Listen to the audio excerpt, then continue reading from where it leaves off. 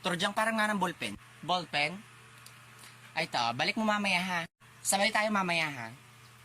Teka, Trisha, patingin nga yan. Ballpen ko to ah. Hoy bitch, what are you saying, babaeng pokyutan? Ballpen ko kaya yan. Hoy Torjang, alam kong ballpen ko to kasi G-Tech to. Alam ko namang hindi mo afford bumili ng ganito kasi halos 80 pesos to. Pang HBW ka lang no? Oops, issue.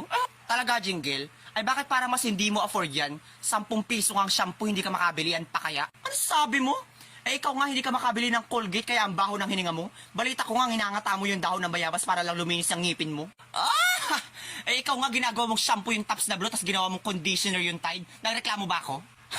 Eh kesa naman sa'yo nagpiling na crush ka nung pogi nasa may basketball court, eh ang di mo alam kaya lang naman siya nakatitik sa'yo dahil may namumuong malaking Big Bang Theory sa ilong mo. Mangulangot ka! Teka, about pa rin ba to sa ballpen? Nagsalita ang ginagawang deodorant ang Sunrox, kaya siguro nagkakaroon ng revolusyon sa kilikili mo eh. Ikaw nga ginagawang pandikit sa sapatos yung Polydent. Nagsalita ang babaeng gorilang ginagawang scrub ang Sensodyne. Ang dami mong sinasabi kung palagan mo kaya ako sa labas. Sorry, I don't tolerate violence. Saan mo naman gagamitin ng violence? Tutugtog ka ba sa theater? Bobo! Akin na yung ballpen ko.